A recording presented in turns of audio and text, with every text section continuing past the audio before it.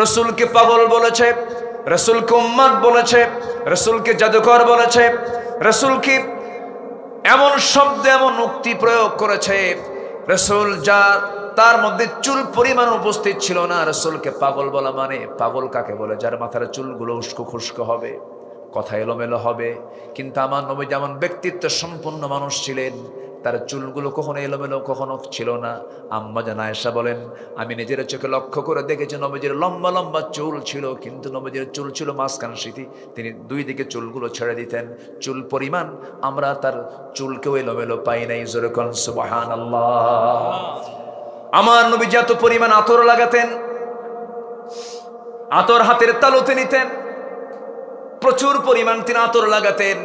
দুইটা জিনিস হাদিয়া নিয়ে যখন নবীজির কাছে আসতো, রাসূল মানা করতেন না। আতর দিলে আতর নিয়ে নিতেন, বালিশ দিলে বালিশটা নিয়ে নিতেন। এটার ক্ষেত্রে তার কোনো না ছিল না। আমার নবীজি যে রাস্তা দিয়ে যেতেন, সে রাস্তা গোটাটাই সুগন্ধে ভরপুর হয়ে যেত। নবীজি মাথায় এত পরিমাণ তেল দিতেন, তেলগুলো চিপ দিয়ে চুয়ে চুয়ে পড়তো। এমন ব্যক্তিত্ব সম্পন্ন মানুষকে তারা বলল পাগল। ইন্নাকা লামাজনুন। রাসূলকে পাগল বলা হলো একমাত্র কারণ তিনি দাওয়াত দিয়েছেন কার পথে? আসতে বলবেন না, কার পথে? তাহলে দাওয়াত দিতে গেলে কি গালি শুনতে হয় বলেন? পাগল।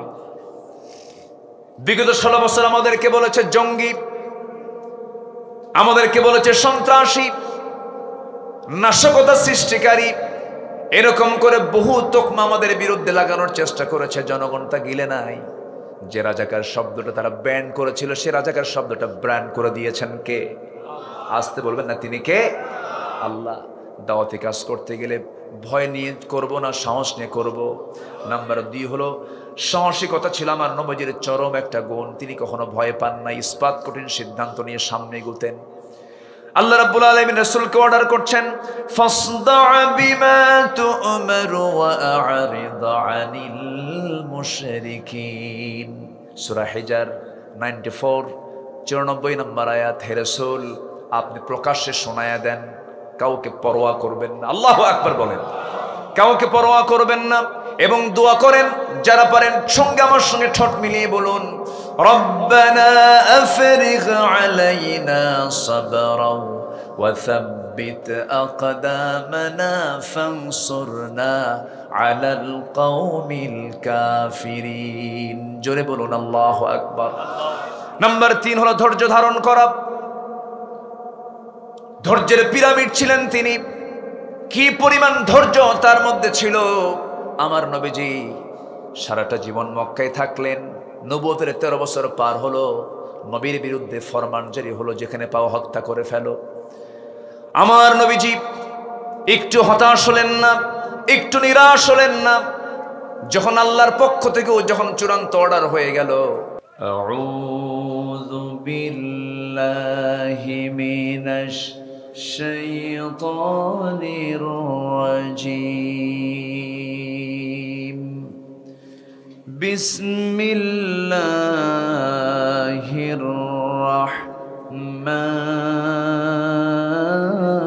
রাহমানির রাহিম।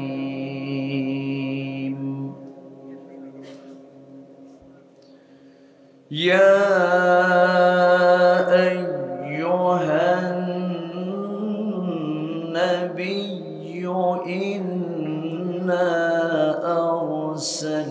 أرسلناك شاهدا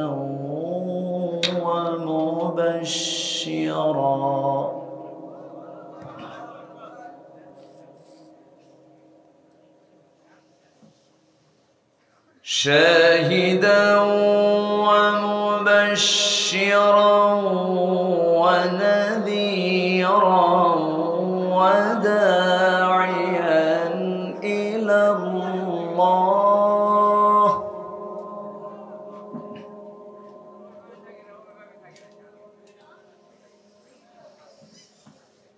وداعيا إلى الله بإذنه وسراجا منيرا.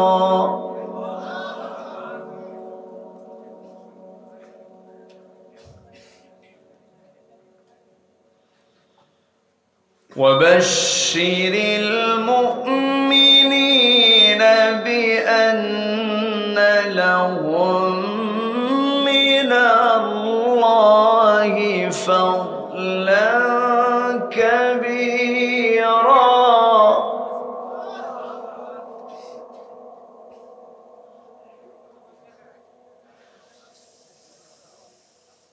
ولا تطع الكافرين والمنافقين ودع أذاهم وتوكل على الله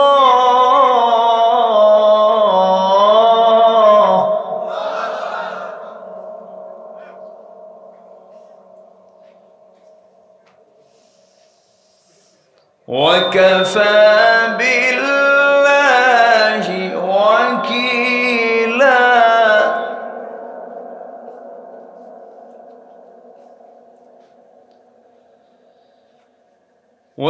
وتوكل على الله وكفى بالله وكيلا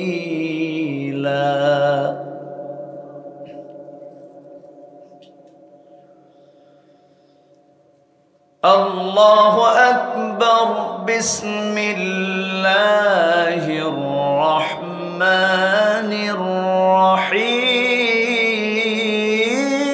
الرحيم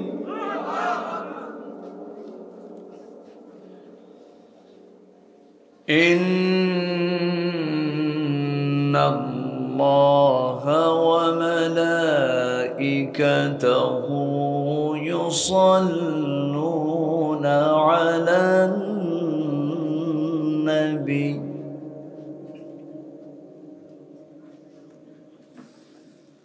يا أيها الذين آمنوا صلوا عليه وسلموا تسليما اللهم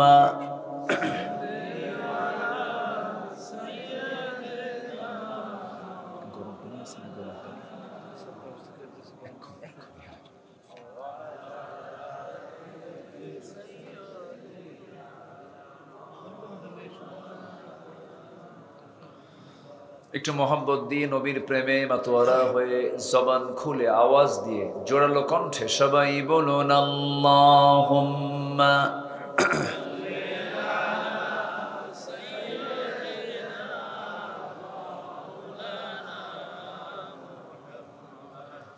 وعلى آله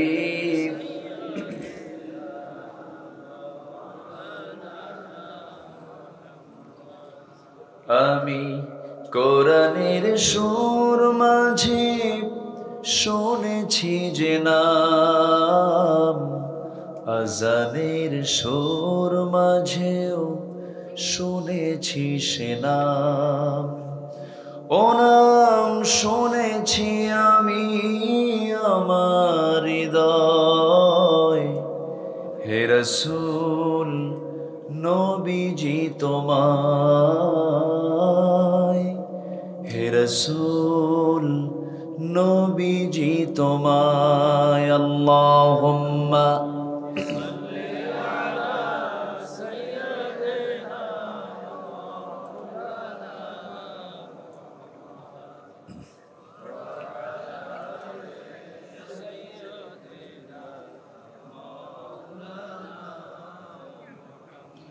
সবাই বলুন বালাগাল উলা বিকামালিহি কাশাফাত তুজা বিজামালিহি হাসনাত জামিউ খিসালিহি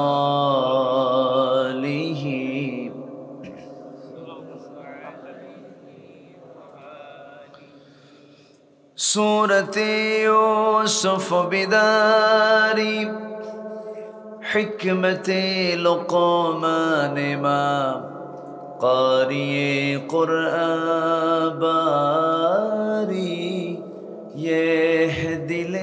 سادمان ما بلغ العلا كشف التجى بجماله حسنت جميع خصاله سلوا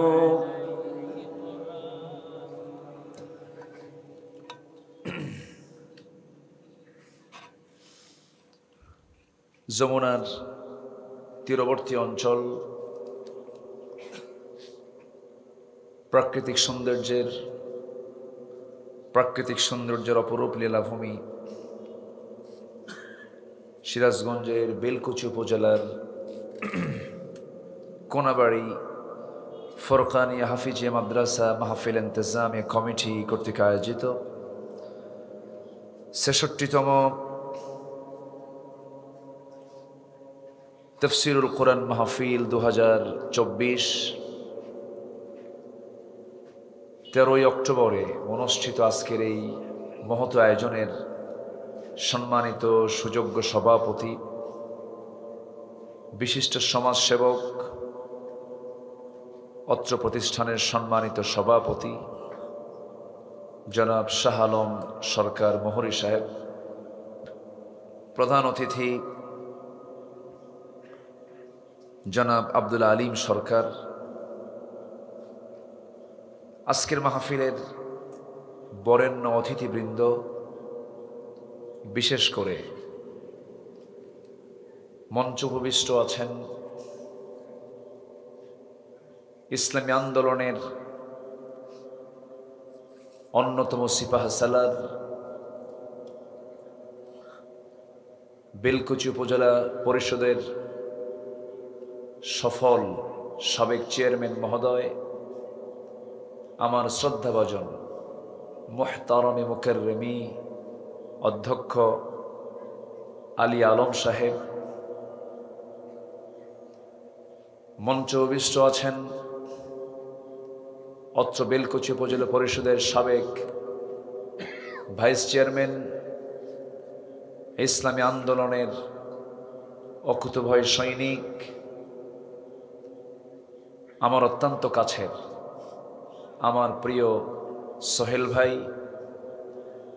আছেন আমাদের আরেকজন প্রিয় ভাই সাবেক চেয়ারম্যান মহোদয় জনাব শামীম ভাই সহ উপস্থিত হাজারাত উলামায়ে কেরাম, ফদলা ইজাম, বিশেষ করে আমার পূর্বে কথা বলেছেন মাওলানা সাইফুদ্দিন বিন মুআজ্জেম সাহেব সহ উপস্থিত আজকের মাহফিলের প্রধান আকর্ষণ, সামনে যারা বসে আছেন আমার প্রাণ প্রিয় সম্মানিত দ্বীনি ভাইরা, আড়ালে বসে আছেন শ্রদ্ধেয়া সম্মানিতা সর্বগুণে গুণান্বিতা মা বোনেরা।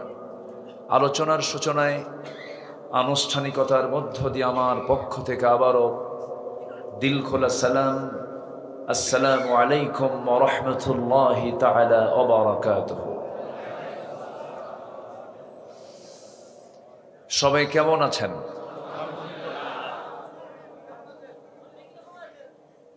আমাকে প্রশ্ন করলেন যে আল্লাহ তাআলা তো আমাকে আপনার মতোই রেখেছেন, তবে ৫ অগাস্টের পর থেকে একটু স্বস্তির নিঃশ্বাস সহ একটু ভালো আছে। বলি আলহামদুলিল্লাহ। অসম্ভবকে সম্ভব করতে পারেন এমন যোগ্যতা কার হতে পারে? বলেন বলেন, কার হতে পারে? কেবল সরকার তারা সেটআপ দিয়েছে, সবে তারা তাদের পছন্দ মতো প্রহসনের নির্বাচন সম্পূর্ণ করে তারা ক্ষমতার মসনদে বসেছে, ভাবতেই পারে নাই এমনটা কিছু হবে। এটা একমাত্র করতে পারেন তিনি কে বলুন তো? আসতে পারেন তিনি কে বলুন তো? আল্লাহ। সেই মহান রবের শানে বলছি আলহামদুলিল্লাহ। চিৎকার মেরে বলছি আল্লাহুম্মা ইন্নী আসআলুকা আল হুদা ওয়াত তুকা ওয়াল আফাফা ওয়াল গিনা। সবাই একযোগে বলি আল্লাহুম্মা আইন্নি আলা যিকরিকা ওয়া শুকরিকা ওয়া হুসনি ইবাদাতিকা। আমরা আল্লাহ তাআলার শুকর আদায় করে নিলাম। আমার পূর্বে যিনি কথা বলেছেন বয়োবৃদ্ধ এখন হয়ে গেছেন, আমি তাকে একসময় আরো খুব মজবুত দেখেছি, কিন্তু উনি কথা বলার মাঝেই তিনি বলে ফেললেন, আমি যেন আমার সেই তারুণ্যকে আবার ফিরে পেয়েছি 5ই অগস্টের পর থেকে। আলহামদুলিল্লাহ। মানুষের মনোবল হচ্ছে সবচেয়ে বড় বল। ওনার বক্তৃতার আমি খুব ভক্ত। সাহিত্য দিয়ে, সাহিত্যের রস সমৃদ্ধ কথা খুব কম লোকের মুখ থেকেই পাওয়া যায়। মনে হচ্ছিল যে উনি আরো একটু কথা বললে আমার একটা স্বাদ আসতো, আরো তৃপ্তি হতো, আরো মজা লাগতো। রাতও বেশি হয়ে গেছে। মাহফিল, প্রতিষ্ঠান কেন্দ্রিক মাহফিল, কিছু কালেকশনের দরকার হয়। সব মিলে উঠতে যেহেতু দেরি হলো, শেষ হতে যদি একটু দেরি হয় কষ্ট হবে না তো? সবাই আমাকে সময় দিতে রাজি আছেন? জোরে বলি ইনশাআল্লাহ। সম্মানিত উপস্থিতি, আমি আমার অভ্যাস অনুযায়ী আলোচনার সূচনায় কোরআনে কারীমের গুরুত্বপূর্ণ একটি সূরা, সূরাতুল আহজাব থেকে 45, 46, 47, 48 এই 4টি আয়াতে কারীমা আমি তেলাওয়াত করেছি। এই আয়াতগুলোকে সামনে রেখে সংক্ষিপ্তসারে, সংক্ষিপ্তভাবে কিছু কথা আমি বলতে চাচ্ছি। আল্লাহ পাক যেন আমাকে সেই কথাগুলো আমার মুখ থেকে বের করে দেন, যেই কথাগুলো এই মুহূর্তে মুসলিম উম্মার জন্য খুবই জরুরি। আল্লাহ কবুল করুন। জোরে বলি আল্লাহুম্মা আমিন। সম্মানিত হাজিরিন, সম্মানিত ভাই সব, আমরা যে কিতাবের আসরে বসেছি, যে গ্রন্থের আসরে আমরা বসে আছি, এর চাইতে মজবুত কোনো কিতাব, এর চাইতে শক্তিশালী কোনো কিতাব, পাওয়ারফুল কোনো কিতাব এই পৃথিবীতে দ্বিতীয়টা কি আছে? আসতে বলবেন না আছে? কেন পাওয়ারফুল বললাম? কোরআন শুধু গতানুগতিকভাবে শুধু ধর্মীয় গ্রন্থ নয়, এটি একটি আইনের কিতাব, আইন এবং প্রশাসনের এক চলন্ত বিশ্বকোষ। বলি আলহামদুলিল্লাহ। সম্মানিত উপস্থিতি, এই কিতাবটা এমন একটা কিতাব, আপনার প্রশ্ন জমা করে সব প্রশ্ন আপনি কোরআনকে করুন, আপনার প্রশ্ন ফুরিয়ে যাবে, কোরআন তার জবাব দেবে, তার কোনো ক্লান্তি আসবে না। জোরে বলে সুবহানাল্লাহ। আমার প্রশ্ন ফুরে যাবে, জবাব ফুরাবে না। কিয়ামত পর্যন্ত আল্লাহ তাআলা এই কিতাবকে আমার আপনার জন্য এমন ব্যালেন্স করেছেন, যার কোনো সংযোজন হবে না, সংকোচন হবে না, কোনো সংশোধনীরও প্রয়োজন হবে না। সেই লা শাক্কা ফীহ লা রাইবা ফীহ এমন একটি চ্যালেঞ্জপূর্ণ কিতাব থেকে আমি 4টা আয়াত আমি তেলাওয়াত করেছি, যা সম্পূর্ণ রাসূল কেন্দ্রিক, আমার নবী কেন্দ্রিক। এই আয়াতগুলো আল্লাহ পাক রাসূলকে উপহার দিয়েছেন এবং শুরু করেছেন ইয়া আইয়ুহান নবী দিয়ে। সম্মানিত ভাইয়েরা, এবং একবচন শব্দ প্রয়োগ করে শুধু রাসূল কি কথাগুলো বলা হচ্ছে। আসুন ধীরে ধীরে আয়াতের দিকে যাচ্ছি। এই পৃথিবীতে যত মানুষ এসেছে এবং আসবে, এর মধ্যে সবার সেরা, সর্বশ্রেষ্ঠ মানুষ তিনি আমার নবী মুহাম্মদুর রাসূলুল্লাহ। মুহাম্মদুর রাসূলুল্লাহ সেই নবী বেঁচেছেন খুবই অল্প সময়, 63 বছর 9 ঘন্টা দুনিয়া থেকে বিদায় নিয়েছেন। তার গোটা জীবনটা ছিল বিফল না মহা সফল? বলেন বিফল না মহা সফল? এই সফলতার পেছনে মূল যে কারণ ছিল, মূল কারণটা কি বলুন তো? আসতে বলবেন না, মূল কারণটা কি? সেই কিতাব তো এখন আর ওই কিতাব নাই নাকি? ওই কিতাবই আছে, আমাদের সামনেই আছে। আমরা যেটা নিয়ে বসে আছি এই কিতাব সেই কিতাবই, যে কিতাব দিয়ে রসুল হয়েছেন মহা সফল। কিন্তু দুঃখজনক হলো সত্য, আমার দেশের কিছু মুসলিম,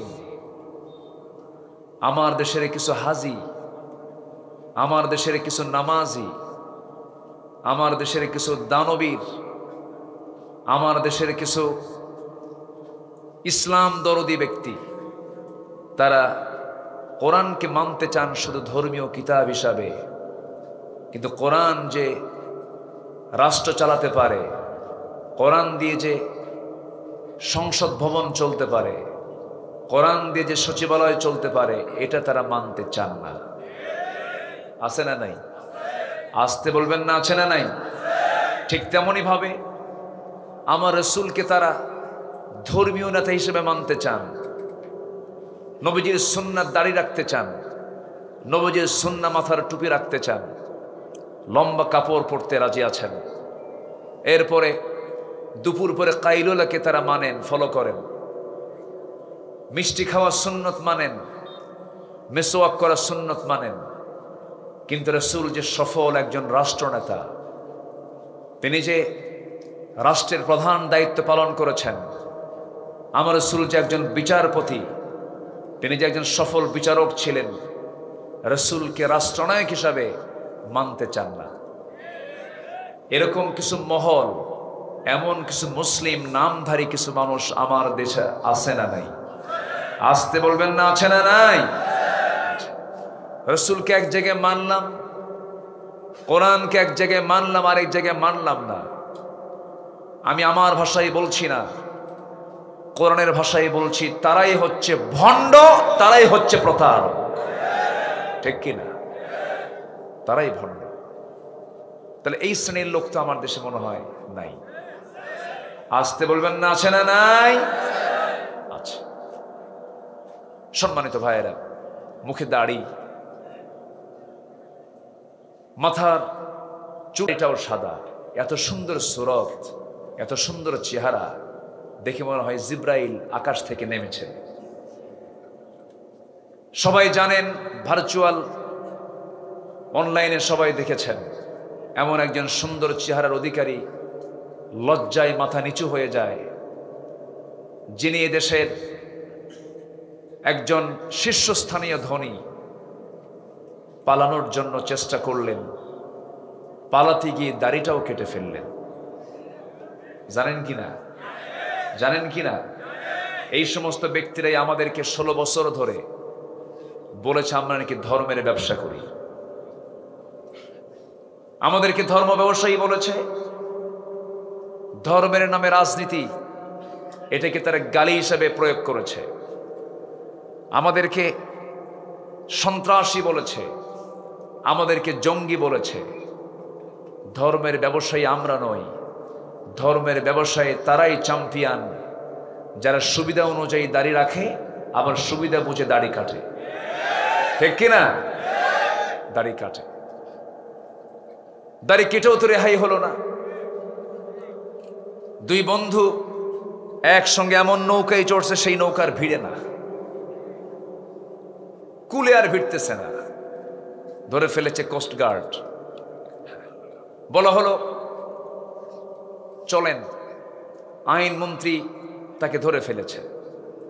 আইনমন্ত্রীরা একা যেতে রাজি নন। আইনমন্ত্রী বলছে, আমার একা নিয়ে যাও কেন? ওই যে দরবেশ বসে আছে। কে বসে আছে? দরবেশ। কিন্তু মুখে কি নাই? কিসের জন্য?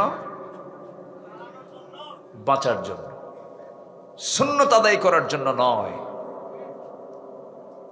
আবার ওইদিকে সিলেটে গিয়ে একজন নিজের সেফটির জন্য, নিরাপত্তার জন্য দাড়ি কাটাওয়ালা মানুষটা আবার দাড়ি রাখছে। জানেন না? আপনারা জানেন না? সিলেটবাসীকে ধন্যবাদ, বিসি আউট করছে। জানেন তো আপনারা কম বেশি।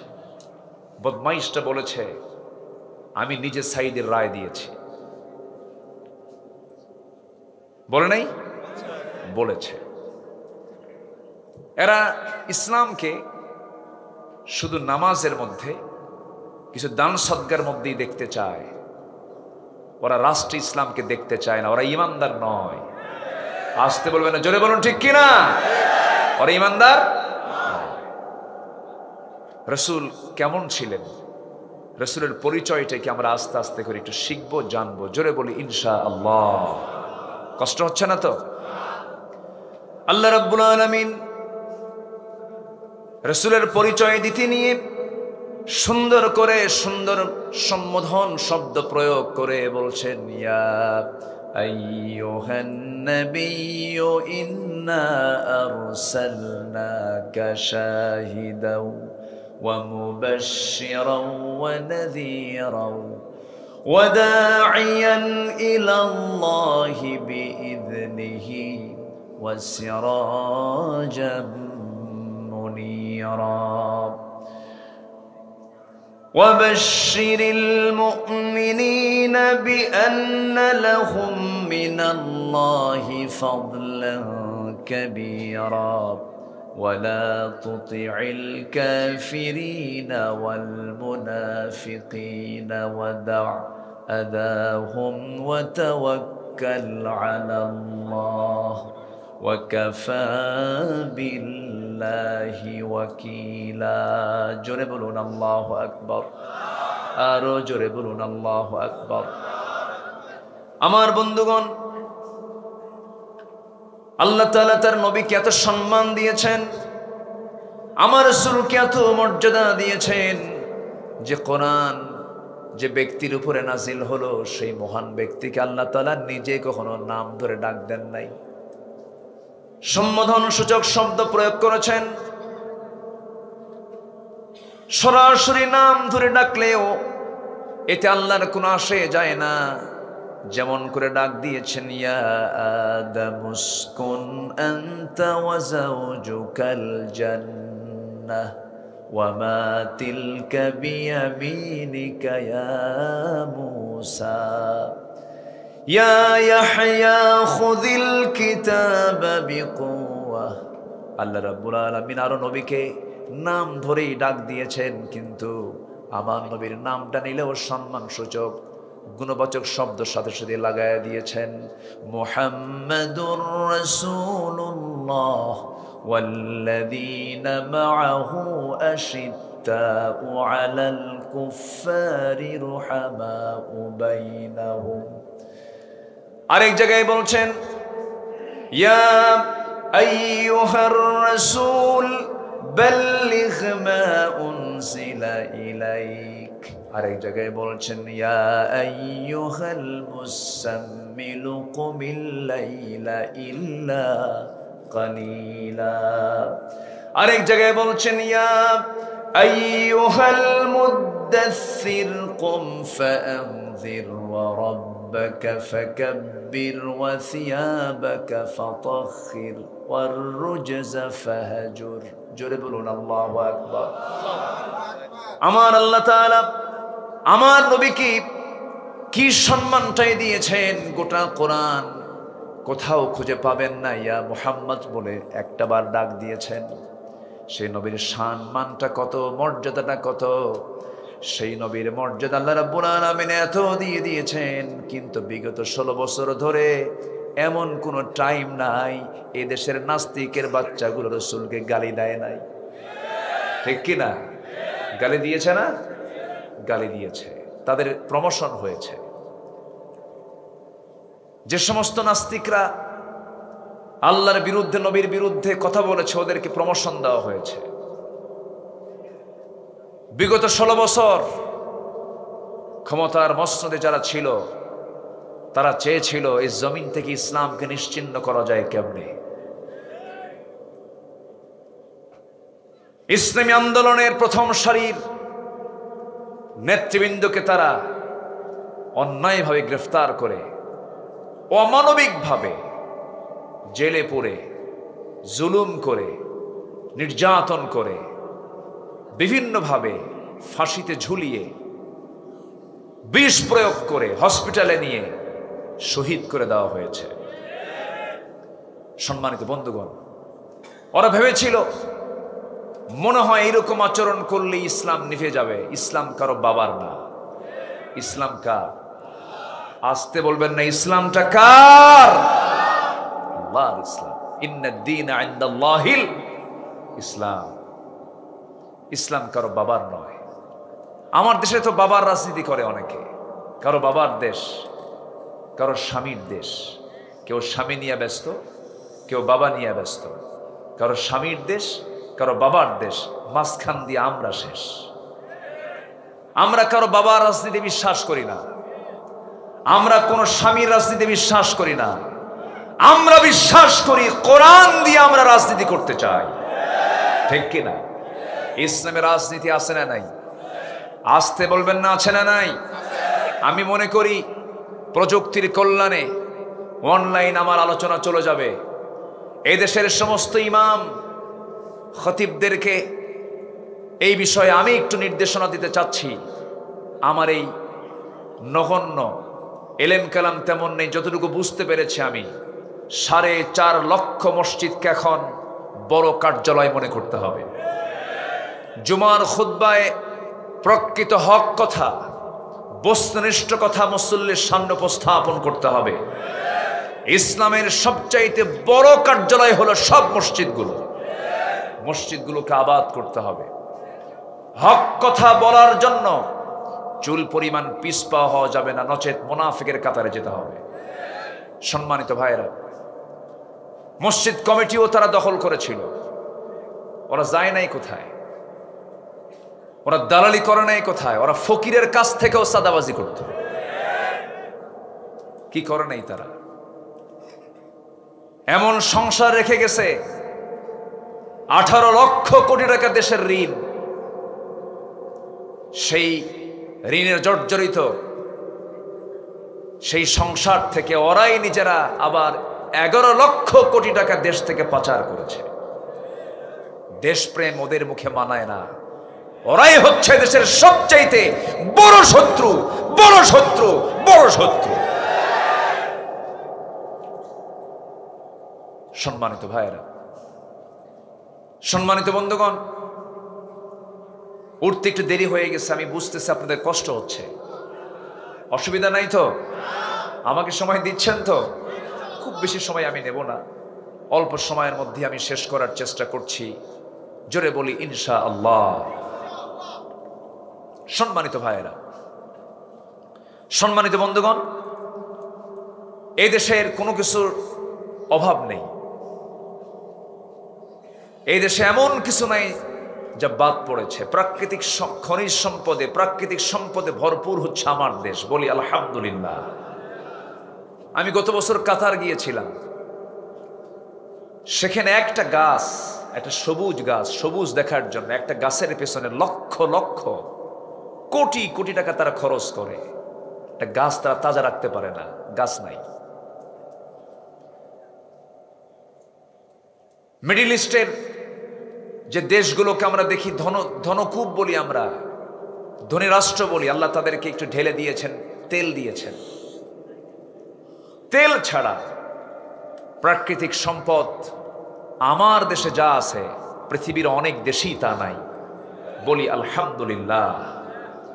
যেন নববধূর মতো সাজানো এক সুন্দর একটি প্রাকৃতিক নৈসর্গিক সৌন্দর্যের এক বিশাল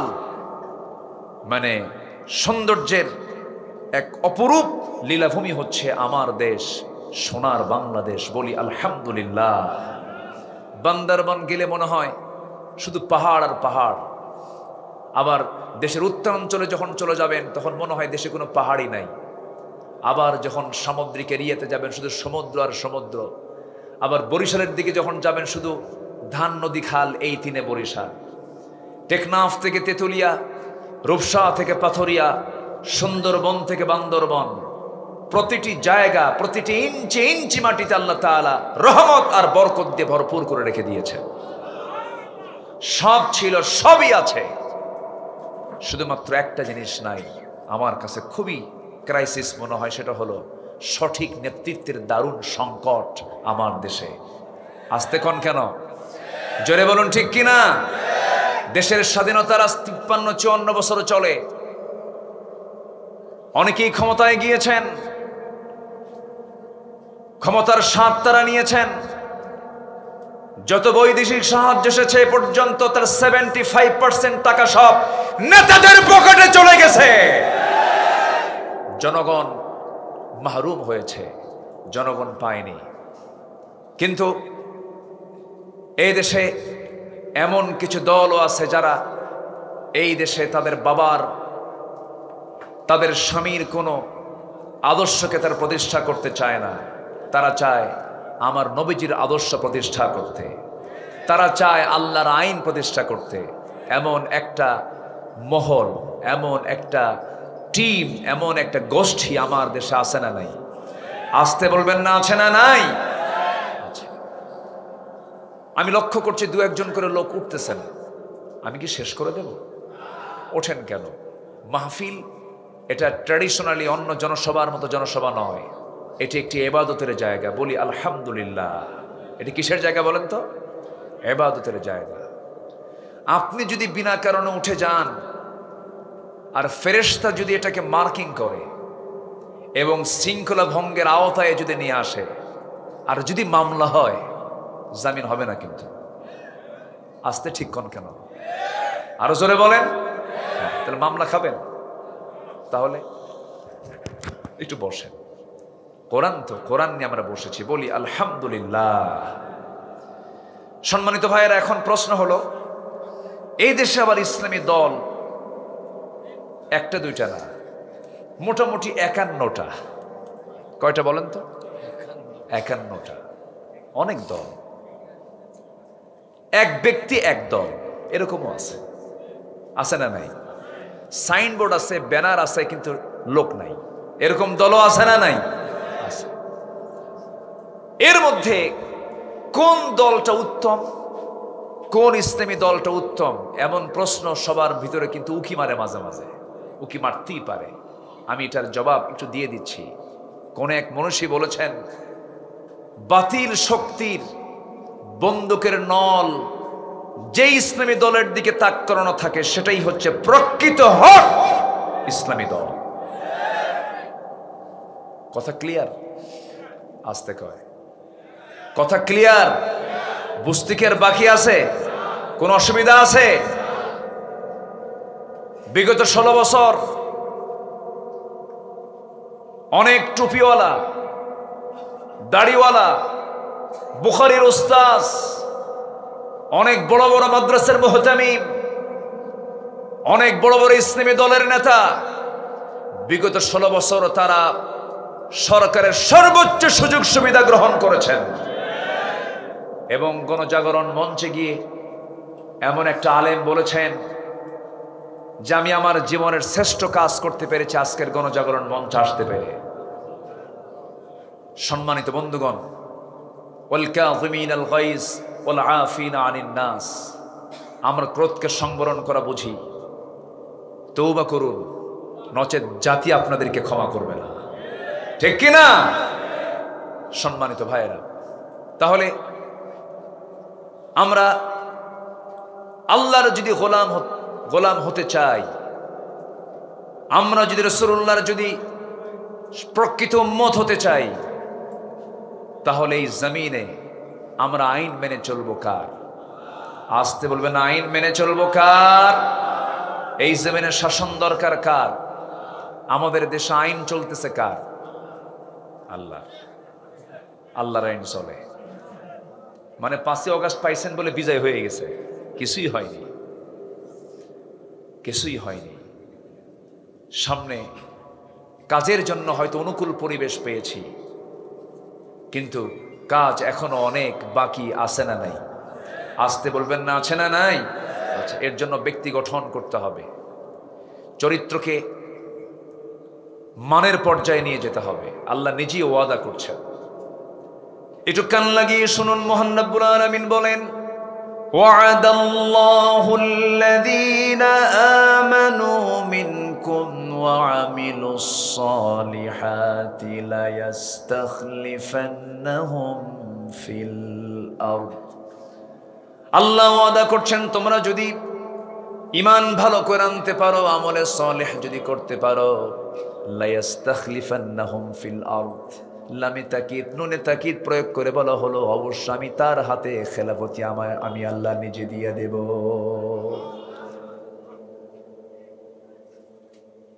আমার বন্ধুগণ ওই বিষয়টা যখন আমার মাথায় আসে দুঃখে বুকটা ফেটে যায়। 18 কোটি মানুষ আমার দেশে একটা প্রশ্ন করব, আমার দেশে নামাজি বেশি না মুসলমান বেশি? প্রশ্ন কিন্তু খুব ক্রিটিক্যাল। এই যে আঙ্কেল মুরব্বী বললে তো বিপদ, এখন তো যে কোনো কথা এবার ভাইরাল হয়ে যায়। জি একটু বসেন, একটু বসুন। আমার দেশে নামাজি বেশি না মুসলমান বেশি? হ্যাঁ বলেন তো কি হওয়া দরকার? কি হওয়া দরকার? দুটোই হওয়া দরকার, নামাজি মুসলমান হওয়া দরকার। কিন্তু এখন প্রশ্ন করছি হলো আমার দেশে নামাজি নাই কিন্তু কি আছে? মুসলমান আছে, বিড়ি খায় আর চার আড্ডা দেয়। আমি যে মুসলিম, আমি যে দায়িত্বশীল, আমার যে দায়িত্ব আছে, আমার যে কর্ম আছে, আল্লাহ পাক আমাকে যে দায়িত্ব দিয়েছেন এই বোধ শক্তিটুকুও নাই। মাত্র 5% মুসলমান আমার দেশে নামাজ পড়ে। একটা আদর্শ গ্রামের বৈশিষ্ট্য কি? সেই গ্রামের মসজিদ জোহর আসর মাগরিবে যত মুসল্লি হবে তার চাইতে বেশি মুসল্লি হবে হলো ফজর এবং এশার নামাজে। সেই গ্রামকে আমরা গড়তে পেরেছি? আসতে বলে গড়তে পেরেছি? ফজরের সময় মোটে 3 জন মুসল্লি, একটি ইমাম, আরেকজন মুয়াজ্জিন, আরেকজন খাদেম। চাকরি না থাকলে ওটাও থাকতো না। কিন্তু মসজিদ এখন কাঁচা না পাকা? মসজিদ এখন কাঁচা না পাকা? পাকা মসজিদ, ইমানটা কাঁচা। আর আমার রাসূলের মসজিদ ছিল কি? কাঁচা, ইমানটা ছিল পাকা। আমার রাসূলের মসজিদে কোনো মাইক ছিল, কিন্তু বেলাল আযান দিয়েছেন আর শাহিম ছুঁয়ে গেছে। জোরে কেন আল্লাহু আকবার। আমার বন্ধুগণ এই জন্য সমস্ত চরিত্রকে বাদ দিতে হবে, সব আদর্শকে বাদ দিতে হবে। ন্যাশনালিজম, ক্যাপিটালিজম, সোশিয়ালিজম, কমিউনিজম, জাতীয়তাবাদ, ধর্মনিরপেক্ষ মতবাদ, পুঁজিবাদ, 70 থেকে 80টি মানবরচিত মতবাদ আছে। সব মতবাদের মুখে থুতু মেরে ওটাকে প্রত্যাখ্যান করে একটি আদর্শ লালন করতে হবে, একটি বিধানকে মানতে হবে, এক আদর্শের দিকে আসতে হবে। সূরা আহজাবের 21 নম্বর আয়াত আল্লাহ রাব্বুল আলামিন বলেন, লাকাদ কানা লাকুম ফি রাসূলিল্লাহি উসওয়াতুন হাসানাহ লিমান কানা ইয়ারজুল্লাহা ওয়াল ইয়াওমাল আখির ওয়া যাকারাল্লাহা কাসীরা। জোরে বলুন আল্লাহু আকবার। তোমাদের জন্য উত্তম আদর্শের বাস্তব নমুনা অন্য কেউ নন, শুধুমাত্র আমি তোমাদের জন্য একজনকে বাছাই করে দিয়েছি, তিনি হচ্ছেন মুহাম্মদ সাল্লাল্লাহু আলাইহি ওয়াসাল্লাম। আমার নবীজি তার জীবনটা যে আল্লাহ তা সুন্দর করে সাজিয়ে দিয়েছেন আমার আপনার জন্য। তার জীবন থেকে আমাদের মোটামুটি অনুকরণীয় 15টা আদর্শ যদি আমরা লালন করতে পারি, ফলো করতে পারি, তার জান্নাতে যেতে কোনো বেগ পেতে হবে না। কোরআনকে সামনে রেখে আমি 15টা পয়েন্টের উপর একটা একটা করে বলবো, আমাকে সময় দিচ্ছেন তো নাকি? কিন্তু কিছু কিছু লোক কিন্তু চলেই যাচ্ছেন আমারে থুইয়া। হ্যাঁ কি দোয়া করে দেব যে উঠতেছে? আসেন তো, যে উঠতে নেবে তারে ধরবেন জোর করে।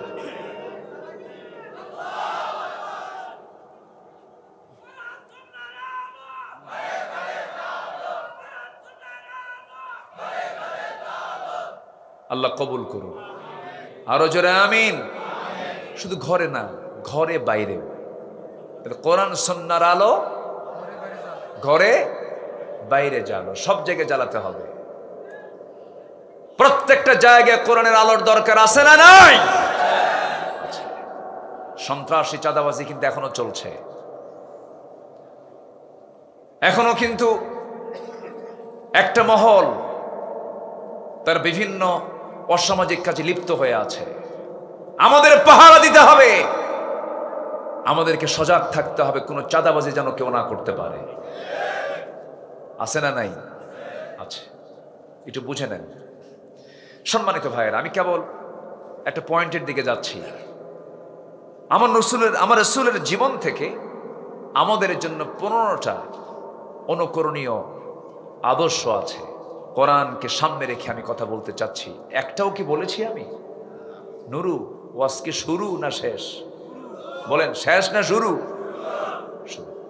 একটু মনোযোগ দিতে হবে, বসতে হবে। আপনার ওঠার কারণে যদি মাহফিল যদি ক্ষতিগ্রস্ত হয়, এটা বড় ঝুঁকির বিষয়। কিন্তু কেউ উঠবেন না, প্রত্যেকেই দায়িত্বের জায়গায় সচেতন হয়ে আমরা শেষ মোনাজাত পর্যন্ত থাকবো। জোরে বলি ইনশাআল্লাহ। টাইম সিলেকশনে একটু মানে এলোমেলো হয়ে গেছে, একটু আগে আসতে পারলে ভালো হতো। কিন্তু বলেছি মাদ্রাসার মাহফিল, একটু ধৈর্য ধরি, আমি একটু ধৈর্য ধরি আমরা। জোরে বলি ইনশাআল্লাহ। আমার রাসূলের অনুকরণে 1 নম্বর আদর্শ হলো ইয়া আইয়ুহান নাবিয়্যু ইন্না আরসালনাকা শাহিদান ওয়া মুবাশশিরান ওয়া নাযীরান ওয়া দাঈয়ান ইলাল্লাহ। রাসূল দাওয়াত দিয়েছেন কার পথে? আসতে বলবেন না, কার পথে? আরো জোরে, কার পথে? আমরাও দাওয়াত দেব কার পথে? এদেশে দাওয়াত কিন্তু সবাই দেয়, সব দলই দেয়, দেয় না? এদেশে বিএনপি আছে, এদেশে বিএনপির সাথে আরো দল আছে, আরেকটা দলের নাম নেবই না মুখে, তারা তো নাই। নাম নেব আর কেন? তারা কি আছে? ওরা বলে আমরা রাজাকার। এদেশের কোন রাজাকার পাকিস্তান যায় নাই, ভারতীয় রাজাকাররা সব ভারতে গিয়ে জমা হয়েছে। সম্মানিত ভাইয়েরা, কত কি বলেছে তারা, কিছু হইলেই এটা ট্যাগ লাগায় দিত। স্বামী স্ত্রীর মধ্যে দ্বন্দ্ব, কি এখানেও জামাতের নাশকতা আছে? কি করেনি ওরা? বলে ষড়যন্ত্র আছে জামাত ইসলামের। প্রত্যেকটা জায়গায় শুধু জামাত শিবির, জামাত শিবির, জামাত শিবির। বাস নাম নিতে নিতে আল্লাহ তাআলা এমন একটা পর্যায়ে, এমন একটি লেভেলে এই দলকে নিয়ে এসেছে, এদেশের মানুষ এখন সত্যকে বোঝা শুরু করেছে। ঠিক কি না বলেন? সম্মানিত ভাইয়েরা, সম্মানিত বন্ধুগণ, আলেমরা নাকি পালায়। কোথায়? আলেমরা তো পালায় নাই। আলেমরা ছিল, আছে, থাকবে তারা যদি কোরআনের আদর্শ নিয়ে তারা যদি চলে। ঠিক কিনা বলেন? আলেমরা পালায়, আস্তে আলেমরা পালায়। 2009 সাল আমার জীবনের প্রথম হজের সফর। সেই বছরে আল্লামা সাইদ রাহিমাহুল্লাহর জীবনের শেষ হজের সফর। উনি রয়্যাল গেস্ট হয়ে হজে গেলেন। ওনার বড় ছেলে, মেজো ছেলে শামীম বিন সাইদি হাফিজাহুল্লাহ, একসঙ্গে আমরা মিনায় ছিলাম। তো সেই সময় আল্লামা সাইদিকে বলা হলো, মুহতারাম, দেশে ট্রাইব্যুনাল গঠন হচ্ছে, মামলা প্রস্তুত হচ্ছে, মনে হয় আপনার এই দেশে থেকে যাওয়াই ভালো হবে, আপনার না যাওয়াটাই মনে হয় উত্তম মনে হচ্ছে। উনি একখান মুস্কি হাসি মেরে বললেন, আমার দেশ, আমার জনগণ, আমার দলের কর্মী মানবেতর জীবন যাপন করবে, জেল খাটবে, আর আমি বিদেশে আরামে বসে থাকব? এই কথা বলি মুস্কি একখান হাসি মেরে, না, সাইদির চরিত্র এমন হওয়া উচিত নয়, আমি দেশের মাটিতেই চলে যাব। উনি এসেছেন, জেলে ঢুকেছেন, তার শেষ বক্তব্য ছিল কান্না না হাসি। তিনি কথা বলেননি, কিন্তু তার শেষ ভাষা ছিল কি? বলেন, শেষ ভাষা ছিল কি? তিনি কি অসন্তুষ্ট ছিলেন জেলখানায় থেকে? না। চোর অসন্তুষ্ট হয়, ডাকাত অসন্তুষ্ট হয়, সন্ত্রাসী অসন্তুষ্ট হয়। আল্লাহর যারা পছন্দের গোলাম, জেলখানা তাদের প্রিয় জায়গা। আল্লাহু আকবার বলেন। সম্মানিত ভাইয়েরা, সর্বশেষ 14 অগাস্টে 13 অগাস্ট কাশিমপুর জেলখানা থেকে তাকে ধরে এনেই বলবো, চিকিৎসার নাম করে তাকে হসপিটালে রেখে না তার নিজ পরিবার পরিজনের সঙ্গে সাক্ষাতের কোনো সুযোগ না দিয়ে সম্পূর্ণ ষড়যন্ত্র করে একটা সুস্থ মানুষকে, নিরোগ মানুষকে পয়জনিং করে হত্যা করা হয়েছে। ঠিক কিনা? হত্যা করা হয়েছে। তাফসীর মাহফিলের এই প্ল্যাটফর্ম থেকে আমি সুস্পষ্ট ভাষায় জানিয়ে দিতে চাই, যেই মেডিকেল টিম তার চিকিৎসার দায়িত্ব গ্রহণ করেছিল, অবিলম্বে তাদেরকে গ্রেফতার করে চূড়ান্ত শাস্তি দেওয়া হোক। এ মতের পক্ষে রাজি আছেন কারা কারা? হাত উঁচু করে দেখান মুসলমান।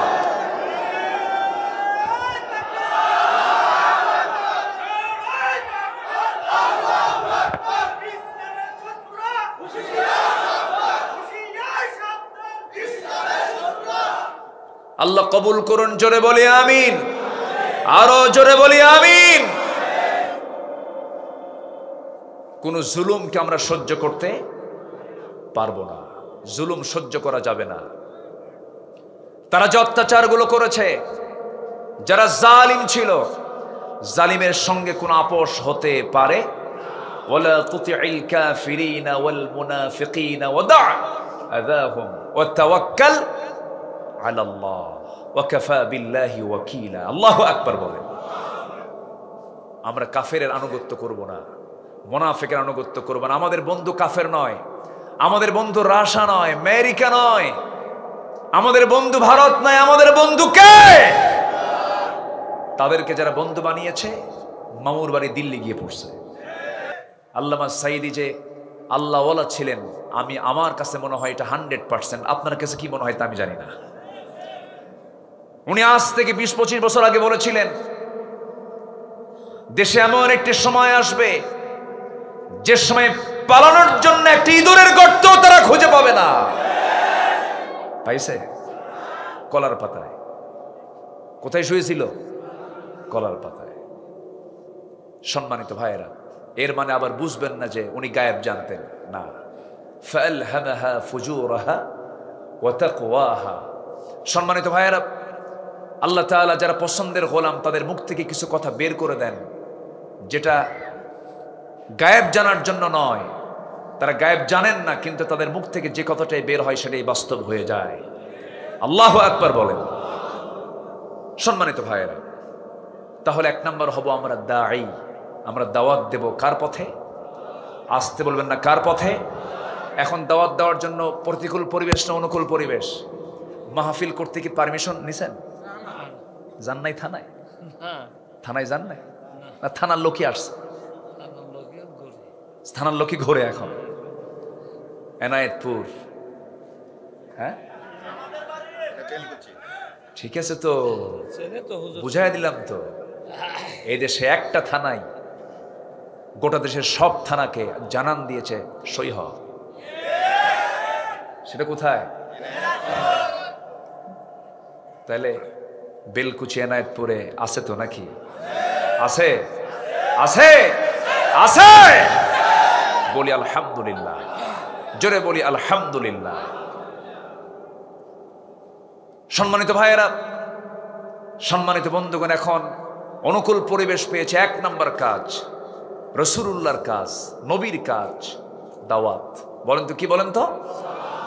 কি এটা কি দুর্বল করে দেব না মজবুত করে দেব? যা কি পাবো সেখানে দাওয়াতি কাজ করব। এটা হচ্ছে 1 নম্বর কাজ আমার।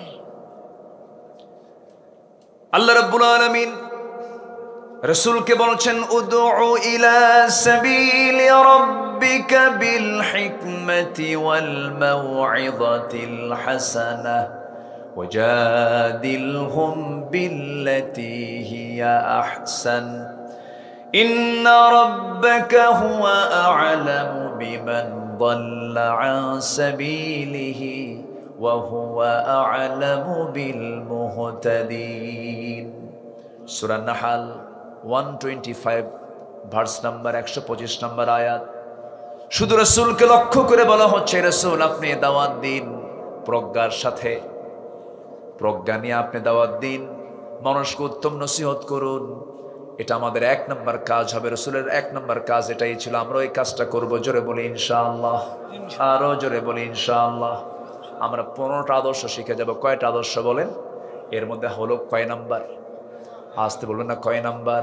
হাতের কড়াগুলো গুনবেন। 15টা আদর্শ আজকে শুনে শুনে যাবেন। অনেক লম্বা লম্বা কথা ছিল, একটু শর্ট করে বলছে, রাত তো গভীর হয়ে গেছে, কষ্ট হচ্ছে আপনাদের। নাম্বার 2 হলো আমার নবীর মধ্যে ভীরুতা ছিল না, সাহসিকতা ছিল? বলেন, তিনি কি ভীরু ছিলেন না সাহসী ছিলেন? চরম সাহসী মানুষ ছিলেন। চুল পরিমাণ তার মধ্যে দিলে কখনো ভয় বাসা বাঁধে নাই। আমার নবীর জীবনে কত পরীক্ষা এসেছে, প্রত্যেকটা পরীক্ষায় তিনি ফেল না পাস। আসতে বলুন না, ফেল না পাস। জেল খেটেছেন, এমন জেল যে জেল পৃথিবীর কোনো মানুষ কোনোদিন খাটে নাই। এমন জেল ছিল আমার নবীজির। সিরাজগঞ্জের কারাগারে যান, গাজীপুর কারাগারে যান, ফ্যান পাবেন, লাইট পাবেন, বিড়িও পাবেন। কি পাবেন? বিড়িও পাবেন। হাইরে বিড়ি খায়, ওরে বাপরে বাপ। গেছিলাম একবার, তো এই পরিমাণ বিড়ি চলে ভিতরে, কল্পনাতীত। আমি যখন প্রথম ঢুকি, এক মুরব্বীর বয়স প্রায় 86 বছর, আমার দেখে লম্বা একখান সালাম দেখে, হুজুর খুব খুশি হয়েছে আপনি ভিতরে আসছেন দেখে। তো বললাম যে আপনি খুশি হলেন কেন চাচা? কে বাবাজি, দূর থেকেও আসুনি, কাছে পাই না, এখন কাছে বসেও আসুন। খুব খুশি। তো বললাম, চাচা আপনার মামলা কি? বলে বিস্ফোড়া। বিস্ফোরকও বলতে পারে না, কি কয়? বিস্ফোড়া। বললাম যে চাচা আপনি কি জানেন এটা কি মামলা? কে বাবা, এটা খায় না কি করে, মানে বোঝেও না যে বিস্ফোরক মামলাটা কি।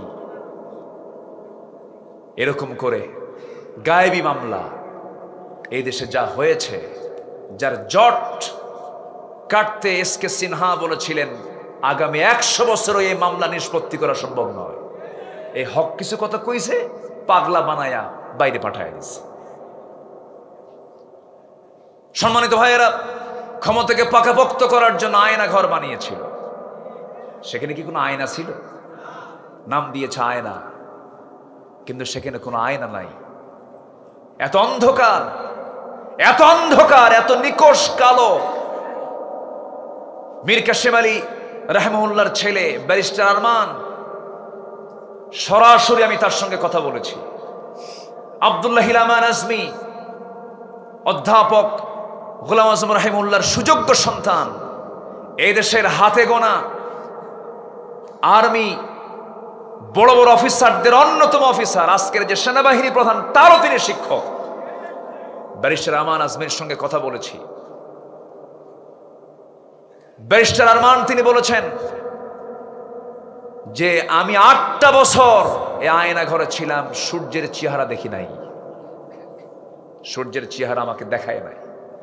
আমি জানতাম না আমার বাবার মৃত্যু হয়েছে। 8 বছর আগে আমার বাবা শহীদ হয়েছেন। আমি সেদিন জানতে পেরেছি যেদিন আমি আয়না ঘর থেকে মুক্ত হয়েছি। এটার নাম কি স্বাধীনতা? আসতে কয়, এটার নাম কি স্বাধীনতা? সম্মানিত বন্ধুগণ, এই বিজয়, এই পরিবেশ এমনি এমনি আসে নাই। বহু মানুষের চোখের পানি আসে না নাই। আজমি বলেছেন আমার চোখ থেকে যে পরিমাণ পানি ঝরেছে, একটা গামছা বের করে বলতেছে এই গামছা, আমার এই চোখ থেকে এত পরিমাণে এই গামছায় পানি, চোখের পানি জমা হয়েছে, একটা পুকুর হয়ে যেত, একটা পুকুর হয়ে যাবে, এত পরিমাণ চোখের পানি আমার চোখ থেকে পড়েছে। সম্মানিত ভাইয়েরা, এই চোখের পানিগুলো আল্লাহ বৃথা দেননি। এই চোখের পানির মূল্য দিয়েছেন কে? আসতে দিয়েছেন কে? আমাদের কাজে লাগাতে হবে সময়গুলো। 1 নাম্বার কি কাজ করে বলেন তো? বলেন 1 নাম্বার কি বলেন? দাওয়াত, দাওয়াতি কাজ করে। আমার বন্ধুগণ, নবীজির জেলখানা আরো ভয়ঙ্কর ছিল। আমরা জেল খেটেছি, সেখানে খাবার ছিল, সেখানে লাইট ছিল, সেখানে নামাজের ব্যবস্থাও ছিল, সেখানে ছাদ ছিল। কিন্তু আমার নবীজির এমন একটা জেল ছিল কোনো ছাদ নাই, আমার নবীজির জেলখানা তো ভয়ঙ্কর ছিল, কোনো খাবার নাই, খোলা আকাশের নিচে বয়কট করে রেখেছে। শিব আবু তালিবে দীর্ঘ 3.5 বছর সময় তাদের কেটেছিল। আমার নবীজির সাহাবীরা খাবার না পায়া পায়খানাগুলো এত কোষ্ঠকাঠিন্য হয়ে এত শক্ত হয়ে গেছে যে পায়খানাগুলো ছাগলের পায়খানার মতো কটকটে হয়ে গেছে। খাবার না পেয়ে বাবলা গাছের কাঁটা যুক্ত ছাল টেনে যখন মুখে নিয়েছেন, কাঁটার সঙ্গে ঠোঁট বেজে গিয়ে ঠোঁট থেকে রক্ত ঝরা শুরু হয়ে গেছে, খাওয়ার হয় নাই। মাঝে মাঝে ওই পাথরের উপরে বছরে 2-1 বার করে বৃষ্টি নাজিল হতো, সেই বৃষ্টির পানিতে পড়া কিছু দুর্বা ঘাস জন্মাতো, সেই ঘাসগুলো চাবায়া চাবায়া সাহাবায়ে কেরাম ক্ষুধা নিবারণ করেছেন। এত কষ্ট স্বীকার করেছেন তারা, 3.5 বছর জেল খেটেছেন। আমার নবীজির কলিজার টুকরা মেয়ে ফাতিমা বিনতে মুহাম্মদ সাল্লাল্লাহু আলাইহি ওয়াসাল্লাম, ফাতিমা রাদিয়াল্লাহু তাআলা আনহা খুব অল্প বয়সে দুনিয়া থেকে বিদায় নিয়েছেন কেন? এত অল্প বয়সে তিনি ইন্তেকাল করলেন কেন?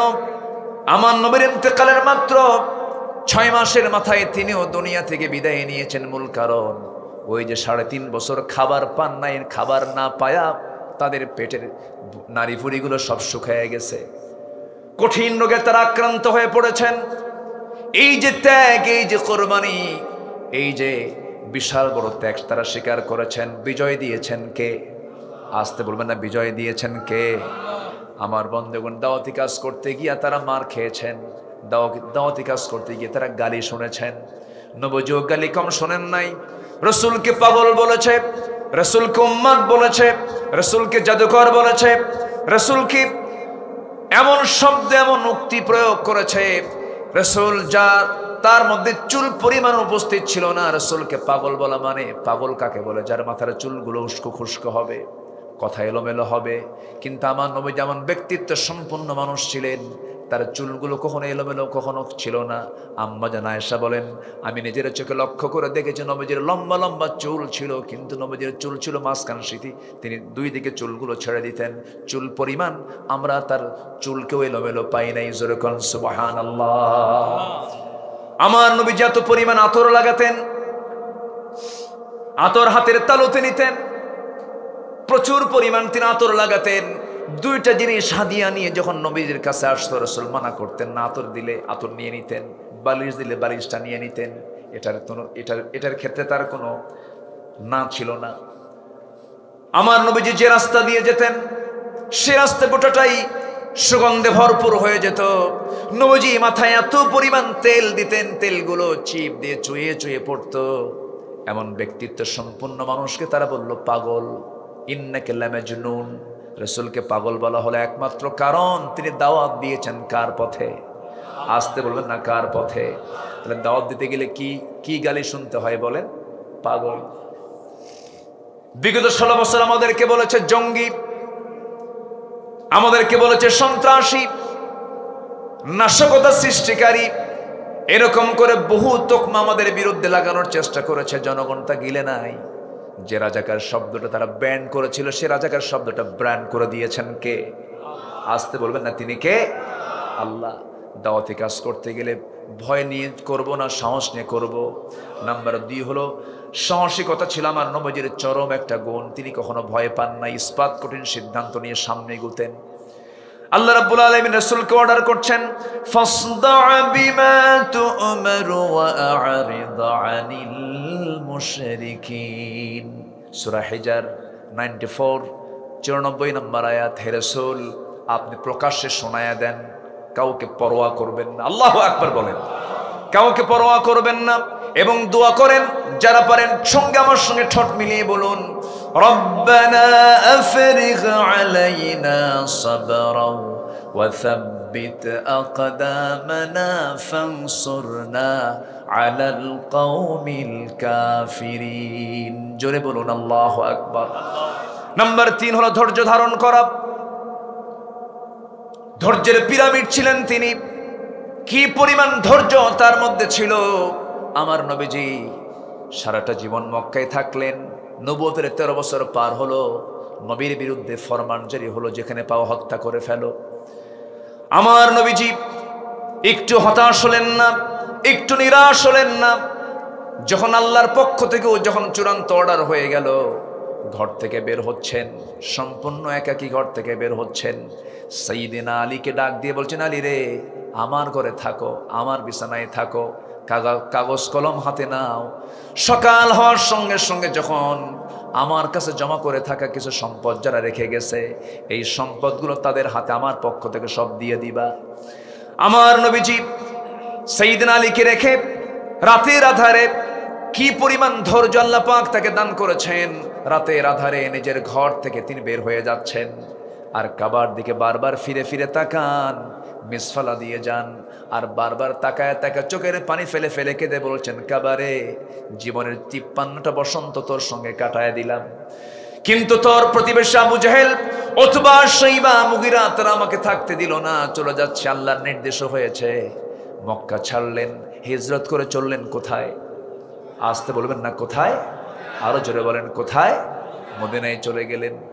আমার নবীজি, আল্লাহ রাব্বুল আলামিন তাকে বলছেন, ফাসবির কামা সাবারা উলুল আজমি মিনার রুসুল ওয়ালা তাস্তাজিল লাহুম। আপনি তাড়াহুড়ো করার দরকার নাই, আপনি সবর ধরুন, ধৈর্য ধরুন, বিজয়টা আমি আল্লাহ আপনাকে দিয়ে দেব। আমার বন্ধুগণ, দাওয়াতি কাজ করতে গেলেও ধৈর্যের দরকার আছে না নাই? দাওয়াতি কাজ করতে গেলেও সাহসের দরকার আছে না নাই? কাজ চালিয়ে যেতে হবে।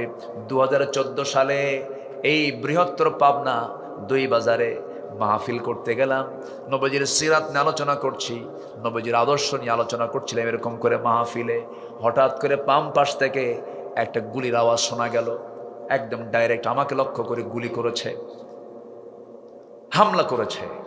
কেন? ওদের জ্বালা হচ্ছে একটাই, যে এখানে কোনো আদর্শ চলবে না, এখানে চলবে হলো ওদের ধ্বজাধরী নেতার আদর্শ। ওদের ধ্বজাধরী নেতা আছে না নাই? মুখে একখান মোষ আছে আর পেট একখান মোটা 10 মাসের মতো নেতা হওয়া যায়। মুখের মোষ 2.5 ইঞ্চি হাইব্রিড জাতের মোষ, এমন কিছু নেতা আছে না নাই? আচ্ছা, শুধু আমি বলেছিলাম মোষওয়ালা নেতৃত্ব মানবো না আমরা, আমরা মানবো হলো দাড়িওয়ালা নেতৃত্ব, ইসলামী নেতৃত্ব। এটাকে তারা মাথায় নিয়ে তারা বললো আমাদের নেতার বিরুদ্ধে কথা বলেছে। 2 বাজারের সামনে ওদের দলীয় কার্যালয়, সেখান থেকে তারা পুলিশি সহযোগিতা নিয়ে সরাসরি মাহফিলে 20 থেকে 25 হাজার মানুষ হামলা করলো। সেই দিন না হলো 50 থেকে 60 জন আহত হয়েছে, মঞ্চ আগুন ধরিয়ে দিয়েছে। 3 দিন পর শুনি ওখানে একটা মামলা হয়েছে, সেই মামলার 1 নম্বর আসামি হলাম আমি। কি কথা কি বুঝতেছেন? কথা কি বোঝা যায়? সম্মানিত ভাইয়েরা, সম্মানিত বন্ধুগণ, হকের দাওয়াত দিতে গেলে এমন পরিস্থিতি মোকাবেলা করতে হবে, এটাও শিখিয়ে দিয়েছেন মুহাম্মদ সাল্লাল্লাহু। তাহলে সাহসিকতা, ধৈর্য, এই দুটোরই প্রয়োজন আছে আমি যখন দাওয়াতি কাজ করতে যাব। নাম্বার 4, এই পৃথিবীতে চরিত্র আদর্শ মানতে গেলে একজনকে মানতে হবে, তিনি হচ্ছেন মুহাম্মদুর রাসূলুল্লাহ। মুহাম্মদুর রাসূলুল্লাহ, রাসূলকে মানতে হবে, কারণ তার চারিত্রিক সনদ কে দিয়েছেন? আসতে বলবেন না কে দিয়েছেন? আল্লাহ দিয়েছেন। তার চারিত্রিক সনদ পৃথিবীর কোনো একাডেমি দেয়নি, সুইডিশ একাডেমি নোবেল দেয়, এরকম করে কোনো একাডেমি, কোনো ইনস্টিটিউট দেয়নি। আমার আল্লাহ তাআলা নিজে আমার নবীজির চারিত্রিক সনদ নিজে দিয়েছেন। জোরে বলি আল্লাহু আকবার। আল্লাহ রাব্বুল আলামিন বলেন, নুন ওয়াল কলমি ওয়া মা ইয়াসতুরুন মা আনতা বিনি'মাতি রাব্বিকা বিমাজনুন ওয়া ইন্না লাকা লাআজরান গায়রা মামনুন ওয়া ইন্নাকা লাআলা খুলুকিন আযীম। জোরে বলুন আল্লাহু আকবার। হে নবী, আপনি হলেন সুমহান চরিত্র অধিকারী, সেই চরিত্রকে, সে আদর্শকে আমরা লালন করব। নাম্বার 5 হলো আমার রাসূল ছিলেন পরিবারের প্রতি দায়িত্বশীল, পরিবারের খুব তিনি যত্নবান ছিলেন। আমার বন্ধুগণ, পরিবারকে সময় দেওয়ার দরকার আছে না নাই বলেন? আছে। নিজে নামাজ পড়লাম, পরিবারকে নামাজের ব্যাপারে খেয়াল রাখলাম না, সন্তানদের নামাজের ব্যাপারে তাকিদ করলাম না, তা হবে না। বরং যেমন কিছু স্বামী আছে নিজে নামাজ পড়ে বউটাকে বেপরদায় রাখে, এমন স্বামী তো বেলকুচিতে মনে হয় নাই। আসতে বলবেন না আছে না নাই? বউকে হুন্ডাই তুলে ঘুরে বেড়ায়, আছে? বেলকুচিতে আছে? বসা। জি, বুঝতে পারতেছি অনেক রাত হয়ে গেছে, একটু কষ্ট হচ্ছে আপনাদের। বউকে নিয়ে ঘুরে ফেরে হুন্ডাই তুলে বেপর্দার পরিবেশ করে গোটা বেলকুচি ঘোরে, এমন স্বামী আছে না নাই? নিজের সুন্দরী বউকে মানুষকে দেখায়, এতে সে খুব তৃপ্তি পায়, আছে কিনা বলেন? এটা কি যত্ন না অযত্ন? যত্ন না অবহেলা? অবহেলা। নিজের বউ নিজের সম্পদ, বউ কখনো অন্যের সম্পদ হতে পারে না। দেখবেন কিছু কিছু পুরুষ আছে বউকে দেখায় হুন্ডাই তুলে, কোন হুন্ডা তাও নর্মাল কোনো হুন্ডা না, কি কি R15, R15 update version. Passenger seat হলো দোতলা আর ড্রাইভিং সিট হলো নিচতলা। নিচতলায় ড্রাইভার বসে, দোতলায় বউটাকে বসায়া রাখে যেন জাতির দেখতে যেন অসুবিধা না হয়। দোতলা তো সবাই দেখে। গোটা বিলকুচি দেখায়া বিকেলবেলা নদীর পাড়ে গিয়ে লাল শাড়ি পরায়া, ঠোঁটটাকে লাল বানায়া আঁকায়া, কপালে একখান টিপ বসায়া, চুলটা ছেড়ে দিয়ে অর্ধলগ্ন অবস্থায় তার ছবি তোলে 16 Pro Max আইফোন দিয়া, যেন ছবি ওর মধ্যেও যেন জীবন্ত জীবন্ত ভাব আসে। অস্পষ্ট কোনো ছবি আপলোড দেওয়া যাবে না। দিল ফেসবুকে আপলোড করে, লিখলো সেখানে আর্টিকেল লিখতেছে, প্রিয় ভাইয়ের আসুন সবাই মিলে আমার বউটাকে জামাতের সাথে দেখি। যেরকম নাউজুবিল্লাহ। বউ কি জাতীয় সম্পদ? বউ কি পাবলিক না পার্সোনাল? আচ্ছা বলেন, বউ কি পাবলিক না প্রাইভেট? ও দেখেন ফেসবুকের ভাষায় কথা বলে। সম্মানিত ভাইয়েরা, তাহলে এই যে পরিবারের প্রতি অযত্ন, এটিকে থাকা যাবে? রাসূল তা শিখিয়েছেন। আমার নবীজি একদিন হাঁটতেছেন, অপ্রয়োজনীয় একটা আওয়াজ ফাতিমার কণ্ঠ থেকে নবীর কানে চলে আসলো। আমার নবীজি ঘরের মধ্যে ঢুকে গেলেন, ঢুকে গিয়ে বলছেন, ফাতিমা তোমার অপ্রয়োজনীয় একটা আওয়াজ আমার কানে আসলো। এই আওয়াজটা যদি অন্য কোনো পরপুরুষের কানে চলে যেত তোমার গুনাহ হয়ে যেত, এমনটা করা উচিত নয়। আমার নবীজি একদিন দরজায় দাঁড়ানো এক অন্ধ সাহাবী নবীর সঙ্গে দেখা করার জন্য আসতেছেন। আমার রাসূল বলছেন, আয়েশা ভিতরে চলে যাও। আমার এক সাহাবী আমার সাথে সাক্ষাৎ করার জন্য আসে, হুজুর সে তো অন্ধ মানুষ। রাসূল বলছেন, আয়েশা সে অন্ধ হতে পারে, তুমিও কি অন্ধ নাকি? ভিতরে চলে যাও। কি যত্নশীল তারা ছিলেন, কি যত্নবান আমার রাসূল ছিলেন। পরিবারের প্রতি সর্বক্ষণ তিনি নজরদারি রাখতেন, খেয়াল করতেন, সন্তানদের কি নসিহা করতেন। কারণ কু আনফুসাকুম ওয়া আহলিকুম নারা, নিজে বাঁচো, তোমার পরিবারকে জাহান্নামের আগুন থেকে বাঁচাও। এই ক্ষেত্রে অনেকে দায়িত্বশীল আছেন, লক্ষ্য করা যায় দায়িত্ব পালন করতে করতে এত মহাব্যস্ত নিজের পরিবারের দিকে খেয়াল করার সময় পান না। এরকমও কিন্তু আছে। এই মিসিংটা হয়ে যায়, এটা হওয়া যাবে না। আমার নবীজি স্ত্রীদের হক আদায় করেছেন 16 আনা। একটা স্ত্রী তার ছিল না, তার আল্লাহ তাআলা একাধিক স্ত্রী তাকে দিয়েছিলেন। আল্লাহ তাকে অর্ডার দিয়েছেন বিয়ে করার জন্য। তিনি যে একাধিক স্ত্রী বিয়ে করেছেন, অর্ডার দিয়েছেন কে? এই ক্ষেত্রে রাসূলের কোনো ভুল ধরা কি যাবে নাকি? আমার দেশের নাস্তিকরা না বুঝে না জেনে রাসূলকে এরকম করে গালিও দিয়েছে, এতগুলো বউ কেন জেনাকার মুহাম্মদ, যেরকম নাউজুবিল্লাহ। আমার নবী আম্মা জান আয়েশাকে বিয়ে করেছেন, লক্ষ লক্ষ হাদিস তিনি মুখস্থ করেছেন আর রাসূলের কাছ থেকে হাদিসগুলো নিয়েছেন। আমার ভাইয়েরা, এরপরে বাকি যে স্ত্রীগুলো ছিল সব আল্লাহর অর্ডারে তিনি বিয়ে করেছেন। আমার নবীজি স্ত্রীদের হক আদায় করেছেন, সবার সঙ্গে মিষ্টি মুখে কথা বলেছেন। আম্মা জান আয়েশা বলেন, আমি রাসূলুল্লাহকে কোনোদিন দেখি নাই মন মরা হয়ে কথা বলতে।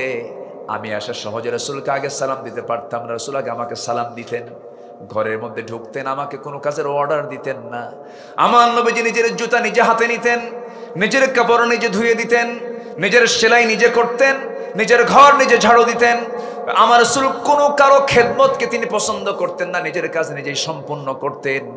আমার বন্ধুগণ, আম্মা জান আয়েশা এমনকি বলেছেন, আমার যখন শরীরটা খারাপ লাগতো আমার হাত পা পর্যন্ত টিপে দিয়েছেন মুহাম্মদ সাল্লাল্লাহু আলাইহি ওয়াসাল্লাম।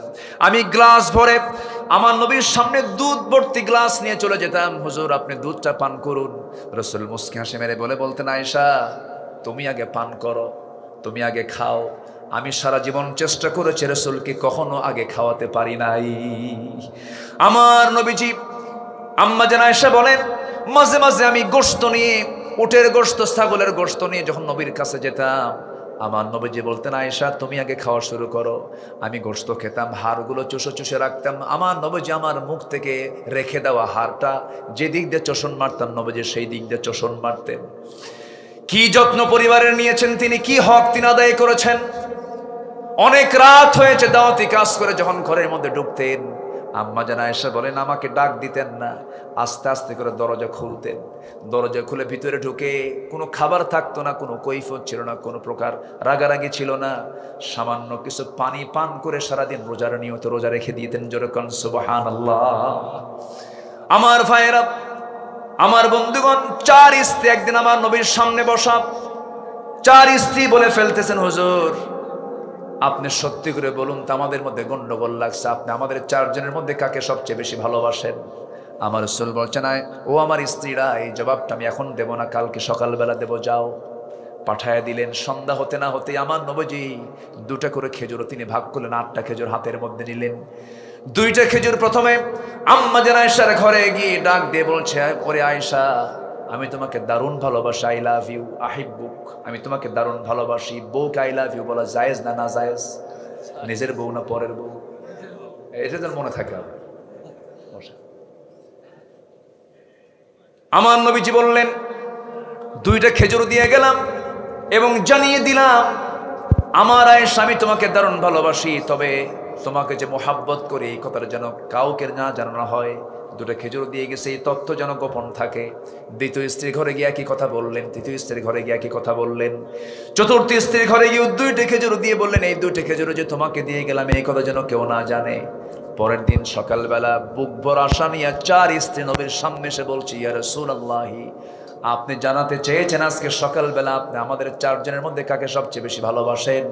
আমার নবীজি মজা করে মুস্কি মুস্কি হাসি মেরে বলছেন, আমি যাকে রাত্রেবেলা গোপনে 2টা খেজুর দিয়ে আসছি আমি তাকেই সবচেয়ে বেশি ভালোবাসি। যা, জোরে বলে সুবহানাল্লাহ।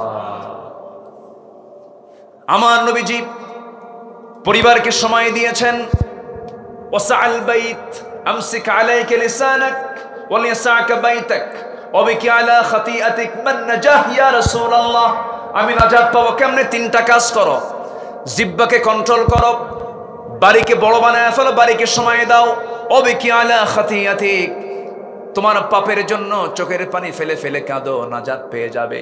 পরিবারকে সময় দেওয়ার দরকার আছে না নাই? আসতে বলবেন না, আছে না নাই? দেখবেন কিছু কিছু পুরুষ আছে বিকেল বেলা হলে পারে 4 দোকানে বসে গীবত খানায় বসে শুধু গীবত করে। পরিবারকে সময় দেন, সন্তানকে দাওয়াতি কাজ করেন, সন্তানকে বুঝান।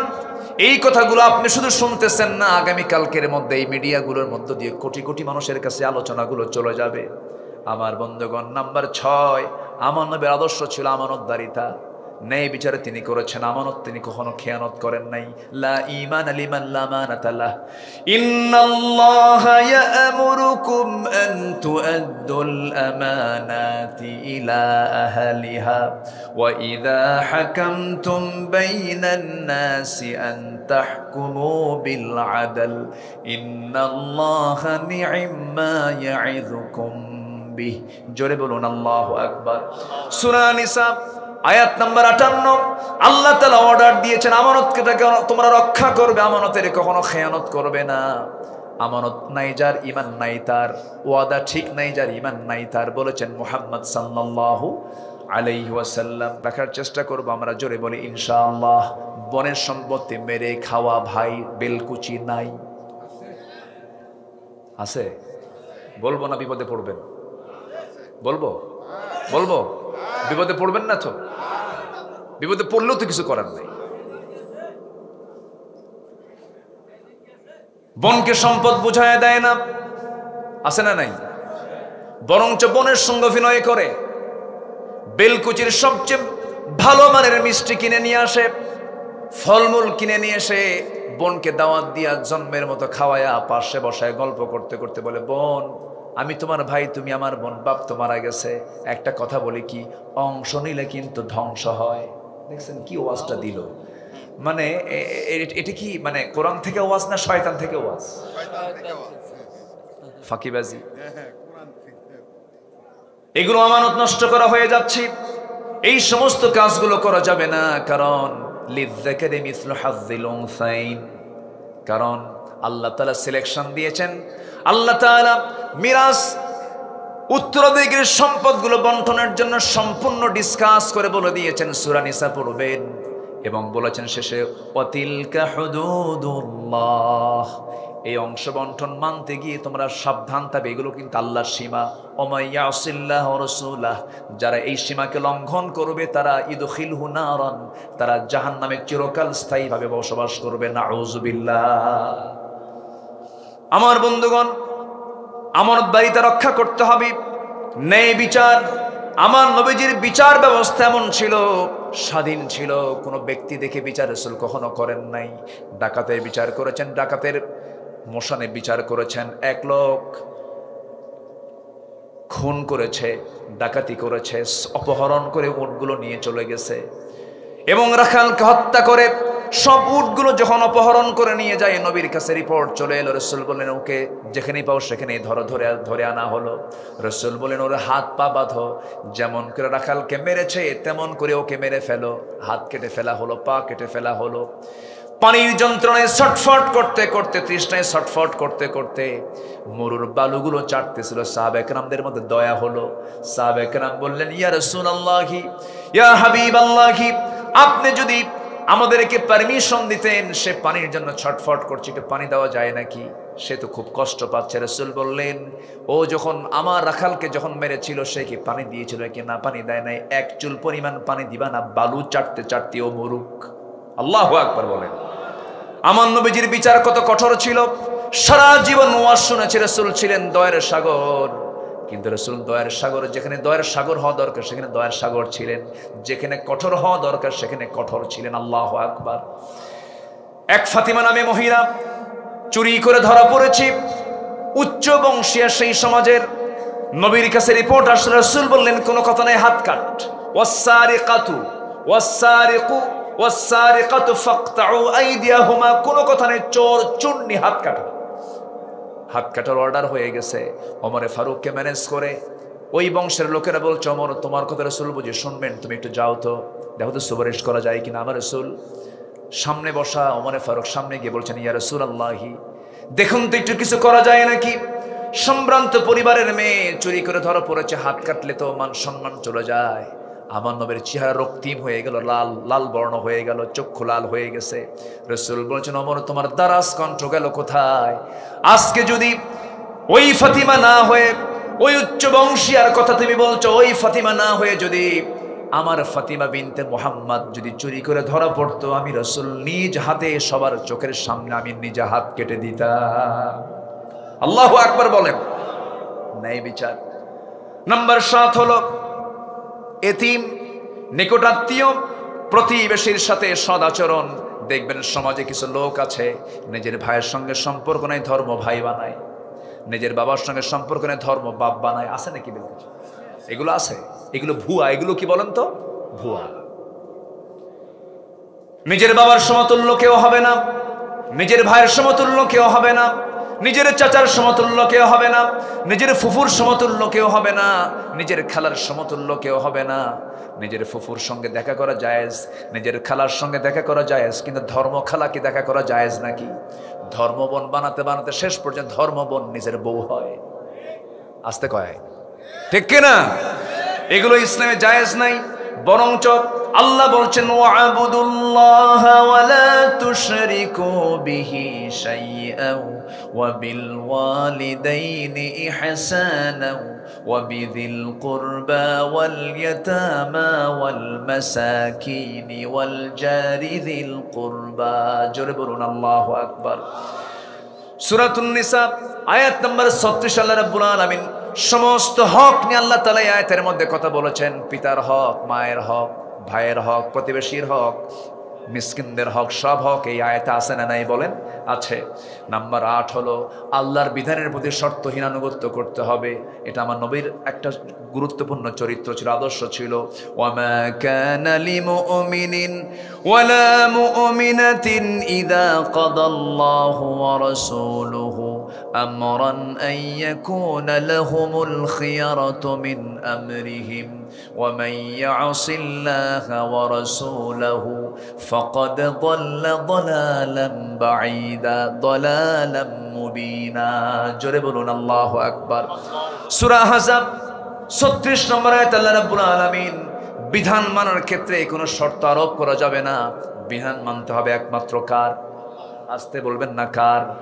আরো জোরে বলেন কার? নামাজের মধ্যে ইমাম যদি সূরা ফাতিহা না দিয়ে যদি কুলহু দিয়ে শুরু করে নামাজ পড়বেন নাকি? নামাজ পড়বেন নাকি? কি দিবেন পিছন থেকে? কি দিবেন? লোকমা দিয়ে বলবেন হুজুর সোজা হও, আইন লঙ্ঘন করো কেন? শুধু একটা আয়াতের হেরফের করার কারণে যদি আপনি লোকমা দিয়ে ফেলেন, সেই লোকমা যদি ইমাম না মানে আপনি শেষে কি করবেন? ইবনে হাজার আসকালানী বলেছেন ওই ইমামের পিছনে, ওই স্বৈরাচারের পিছনে যে মুসল্লি থাকবে তার দায়িত্ব হলো ঘাটটা ধরে ওই মটকায় দিয়ে ইমামকে মসজিদ থেকে ঘাট ধাক্কা দিয়ে বের করে দেওয়া।